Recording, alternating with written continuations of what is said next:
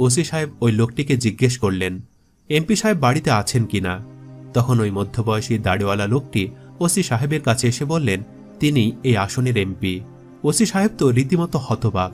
যেখানে ওসির ধারণা ছিল এমপি সাহেব আলিশান বাড়ির খাস কামরায় দলীয় নেতা কর্মী নিয়ে বসে ব্যস্ত সময় পার করবেন, মার্সিডিজ প্রাডো দামি ব্র্যান্ডের গাড়ি নিয়ে সরকারি টাকায় ঘুরে বেড়াবেন, সেখানে এই এমপির সাধারণ জীবনযাপন সত্যি ওসিকে চমকিয়ে দিয়েছিল। জানেন তিনি কে, কোন আসনের এমপি? তিনি সাতক্ষীরা আশাশুনি আসনের 2 বারে নির্বাচিত এমপি মাওলানা রিয়াসত আলী।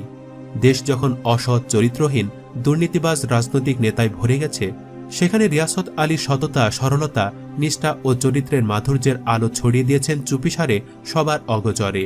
এমপি রিয়াসত আলীর মতো মানুষকে স্মরণ করা, সততার সাথে করে যাওয়া তার কাজ সম্পর্কে তরুণ প্রজন্মকে জানানো আমাদের সকলের নৈতিক দায়িত্ব।